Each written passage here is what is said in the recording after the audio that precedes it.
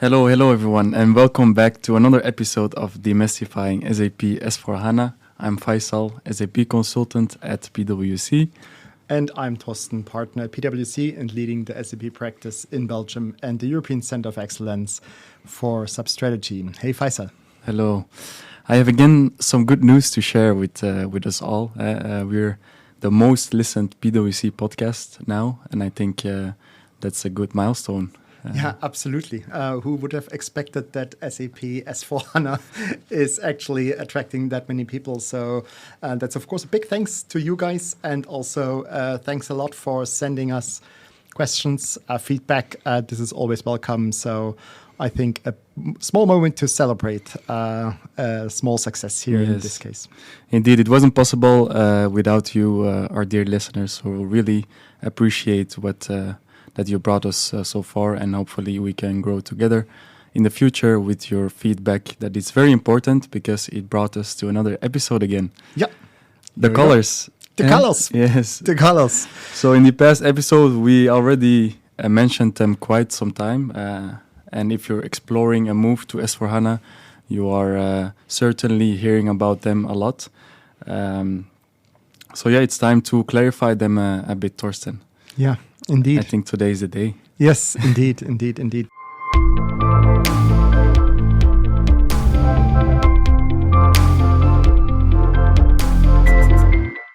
So I think a couple of colors are always crossing the discussions when we talk about S/4HANA transformations. It's actually three colors that are usually used: the green, the brown, and sometimes also the blue. And I think today we just want to give an overview on what these colors actually mean on the one hand side, but also potentially if we are not making it here in this episode, we will then also have an additional episode where we focus, I guess, on all the colors going forward. But let's see how this episode goes. I know you have prepared a number of questions. So maybe let's start with the first one on what are the colors all about. Yeah. So green, what is green? Green is basically pretty much intuitive because Greenfield basically means you start with your S/4HANA system from scratch. So from a greenfield, from something that has not any history before. That's the one. That's the one color which is quite intuitive, and most people understand it right away. Mm-hmm. A bit more tricky is the brown one. Brownfield basically considers your old SAP system as the legacy, and the brown field where you build your S4 on top of. What does that mean? It actually means you are doing a sort of in-place migration. You are upgrading your old SAP system to an S/4HANA, which is the latest ERP version of the latest ERP product. And then there is something in between, which is a bit of a tricky one, because basically it refers to one of the hybrid solution between brown, technical upgrade, and green, starting from scratch. And blue basically means that you take parts of your old system, that you take certain data from your old system. And the Bluefield itself is also a registered trademark by one of our partners, S&P. So also always to be used in the context of the migration approach that S&P is actually suggesting. So that's giving a bit of an overview of what actually these colors mean.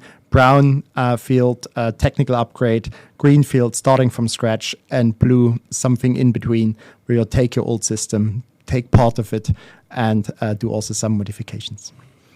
Yeah, thanks, Torsten, to give this overview. I always compare it to a house, usually. So if you have a greenfield, then it's building your house from scratch, brick by brick. Yeah. Brownfield, it's more renovating instead of building it from the ground. And then Bluefield, how would you describe this in terms of housing? Well, Bluefield you would probably tear apart a bit more from your existing house. You may be adding an annex. You might subdivide a room in your existing house. So it's let's say serious reconstruction work. Yeah. So basically, best of both worlds, or wouldn't you say that? This is a good point of it. I think we will come later to that as well. We see actually quite a increase in these Bluefield migrations because there are two significant disadvantages on both ends, on Brownfield and on Greenfield. And indeed, Faycal, it's basically trying to combine the best of the two worlds and avoiding the not so good elements, the disadvantages of both sides. We'll come to them later, right? Yeah, indeed. We definitely will come to them later. Yeah. But I know you for quite some time already, Torsten, and I know that you have talked about these colors a lot of times, but you actually don't like them, right? No. I think it's an open secret that I don't like to talk about these colors because they actually cost, in a lot of customer conversations, within the organizations of the customer, a lot of confusion. Mm-hmm. Maybe just to give a couple of pointers. So, for example, when we speak on different levels within an organization, that can be, for example, on the C-level or within the business or within the IT, you must make sure that everyone understands them if you use this terminology. If not, you're basically already creating some exclusion symptoms in the organization. There is this IT which is speaking about blue, green, brown, and others cannot follow. So that's the first thing, that basically when referring to these colors, some people don't understand them, can't keep them apart, and others have different interpretations of it. And so in terms of communication, this is the first thing where I have my issues with them. Yeah, basically the feedback from our listeners. Exactly. But there's also another reason why I don't like them. Because over the past 10 years in the meantime, S4HANA was introduced in 2015. We now have 10-year anniversary of existence of S4HANA. I have seen a number of so-called Greenfield implementations or so-called Brownfield implementations. And basically, none of the Greenfields was really green. So this goes even to an extent where one of our big customers has decided at the beginning, actually against my recommendation. I recommended a brownfield and upgrade, technical upgrade for certain reasons. We come to these decision criteria later today. But actually they said, no, we are going for a greenfield. And 4 years later, when they went live with the system and you really looked at the system, you actually thought, okay, guys, what you did here is, yes, you did a new installation of the system, but there is so much from your old system in that new system. Why didn't you do an upgrade? So hence, I haven't seen too many greenfields which are really green. And also at the end, when I look at some of the, let's say, system upgrades, the brownfields, I also see that with the project going on, people add certain elements where you afterwards say, you call it brownfield, but actually it's already a major renovation, to stay in your words, with the house building and the analogy with the house. So actually the colors sometimes cause, in my opinion, more confusion. And therefore, I'm more advised to go really in explanation what you actually want to achieve and describe it in detail so everyone understands it, and not summarize it with one of the colors. But then there is also some flexibility in extent, or no? Because I see exactly, yeah, you're right. At the end, they are changing colors. Absolutely, no, you're absolutely right. So as I mentioned, no green is really, really green. Indeed, there is a flexibility to it, and that's also why these, let's say, very strict categorization in one of these colors doesn't make sense. Because if you really look into these transformation journeys, they are all very individual. They are all very much tailored, and they should not just be put into these one of these three categories. It's just, there's no added value to it. So therefore, really, all kinds of parameters. You mentioned flexibility. It's basically nothing else that you define your transformation parameters. What are you going to do with your custom code? What are you going to do with your data? Do you want to change the configuration of the system in key areas? Well, if you go down these roads just to name these 3 simple items, you already see that depending on how you decide that, this can be very, very different from customer to customer. And hence, yes, there is a lot of flexibility how you tailor your transformation journey, how you define what you actually want to achieve and how you want to achieve that with your transformation with S/4HANA. Let's maybe dive deeper into the last thing you mentioned, because if I was a customer, I would like to know which direction to go. But how should a client decide to which approach to choose eventually? That's a good question. And actually, this question has been asked to me, I think at least from 100 different customers in the meantime. And that's the reason you hate colors. Actually, could be, yeah. It's part of it. You're right, Faisal. But it actually was a bit tiring after a while, because I found myself repeating something back, which today you probably would do with AI, because I was always repeating basically the same questions, going on the same answers and so forth. And so after a while, I decided to do a kind of a decision tree. So basically trying to take a customer through a number of structured questions and say, listen, you will find out yourself what is the best way. And I think one of the key concepts that you have to take into account is that every single SAP customer that faces that decision starts from a different starting position, and most likely also has a different ambition, a different objective when going to S/4HANA. And these 2 components, and to be fair, also a couple more, because then we come to the constraints, which is the 3rd component. So where you start from, where you're going to go to, and what are your constraints in terms of time, budget, etc. These are the elements which at the end will decide what is the most fitting, the most, let's say, appropriate approach that you are supposed to take. And the first question, where you come from, is actually about, are you happy with your SAP system? Is that something where, and I give you maybe to make it tangible 2-3 examples. We have one customer who had an excellent SAP ECC system. He was really proud of the system. It was very well documented for all listeners. Yes, this system exists, and there are customers who have well documented systems. And therefore, for them, there was absolutely out of the question to go for a Greenfield. It did absolutely not make any sense to throw away investments which basically have made this system a very good business application running all their important business processes. So here, exclusion of a Greenfield would not be the right approach.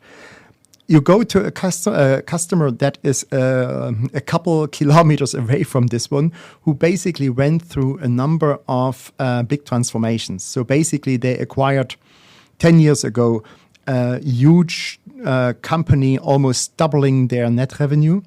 And due to budget restrictions at the time, 10 years ago, they did not integrate the 2 ERP systems. So basically they came with 2 ECC systems, which stayed until the decision to go either to S/4HANA or to another ERP solution. And for them, of course, an upgrade would not make any sense, because then they still would have had 2 systems. For them, having and operating 2 systems was absolute not beneficial. They needed a lot of people to compare the numbers. So a very high headcount going only into consolidating figures and keeping the systems more or less in sync. So for them, of course, it was an opportunity to say, guys, we start from scratch. These are 2 systems which have completely different background. They have a completely different DNA. It's now the opportunity to set up a system for success that's actually supporting the business of this newly created company. out of the two. So therefore, you see from these examples already this where does a customer come from already determines a lot, which is an option, but what also is certainly not an option because you just don't achieve your objectives by choosing the wrong alternative. That's maybe just to start that discussion with. Yeah, you've mentioned some parameters, but if you would choose one or maybe maximum two, that is the more decisive one that would like really send you into that direction as a client. Yeah. What would that be? Yeah, and Faycal, you might hint to technical parameters now. Okay. But if you ask me that question, I would actually go to completely different parameters because decisions about such an S/4HANA transformation are without any exclusion, always taken on C-level. Certainly on a level of the CFO and very often also on the level of a CEO. So hence, what could be these parameters that interest them? Well, these are two things. On the one hand side, risk. Risk always. So if someone gives an risk evaluation of a transformation, and this is passing a certain threshold that is not supported by a CEO or a CFO, then a certain option is off the table. Because, of course, it's not about transforming S4, it's about making companies successful and not fail. And if you evaluate and assess that a certain transformation approach might risk business continuity, you get very quickly thumbs down on the C-level.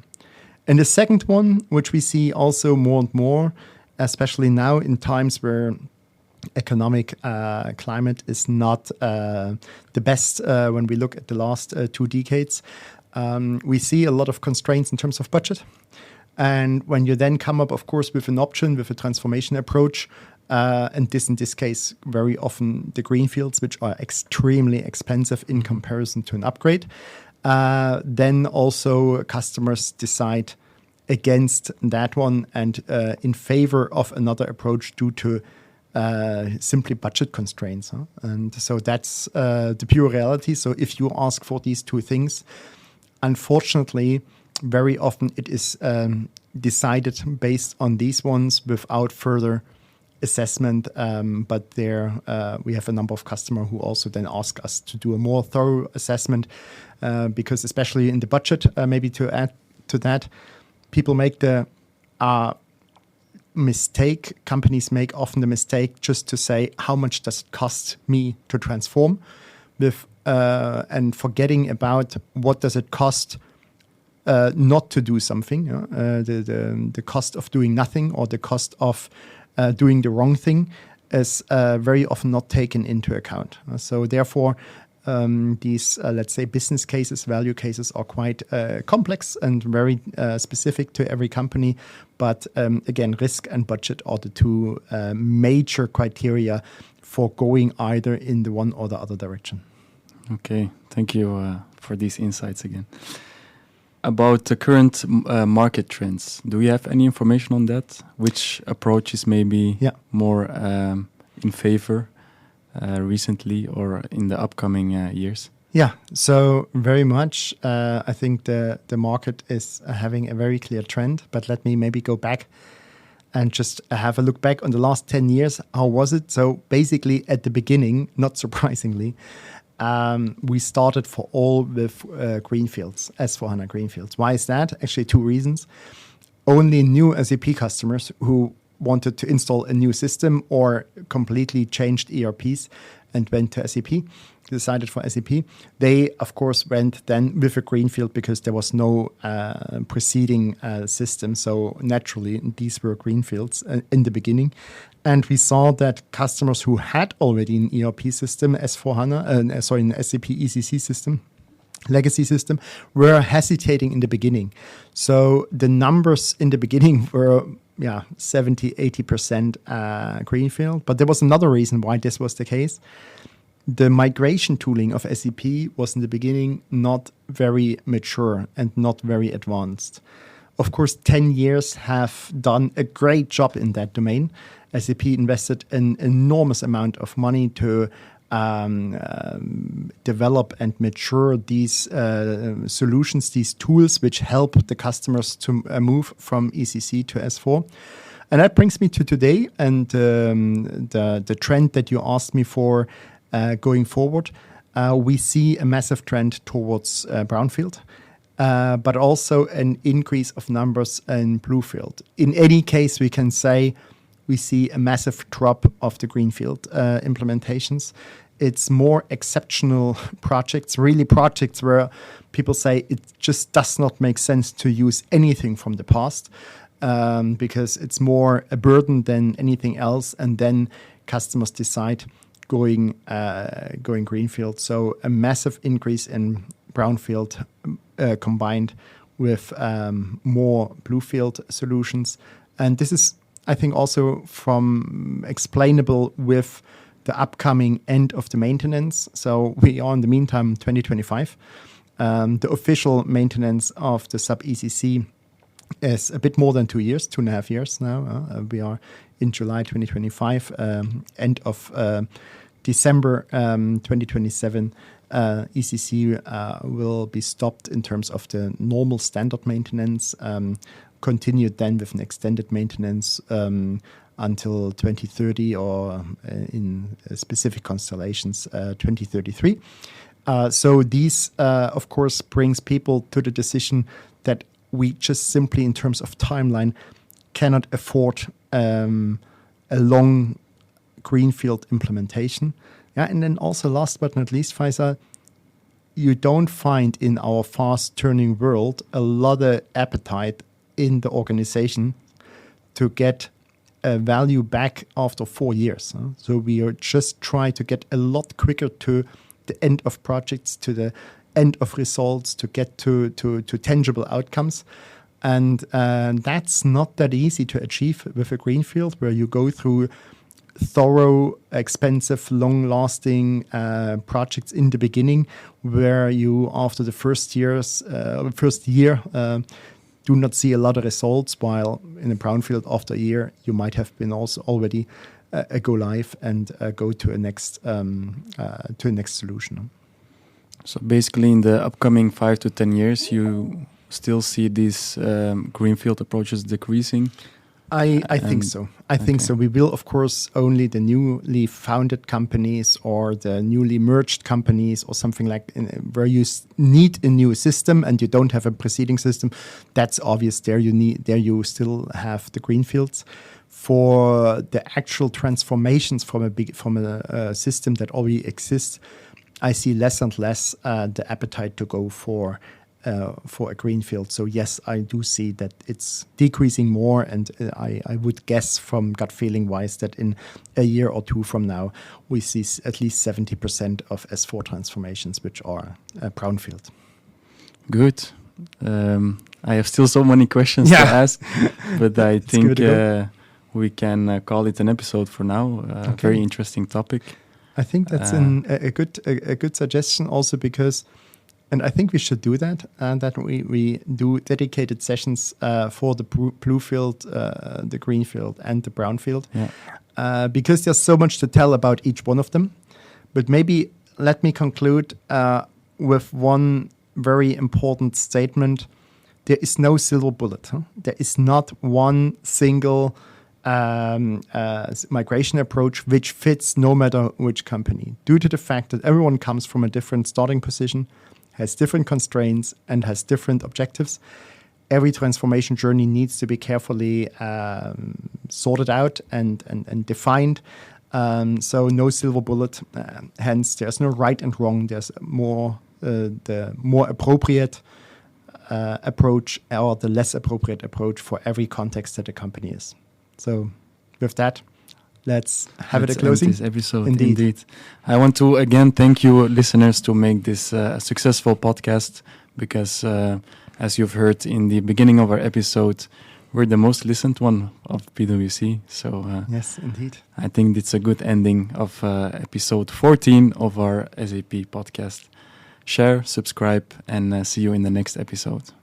Thanks, everyone. Thanks, Faisal. And let's call it a day. Bye-bye. Bye.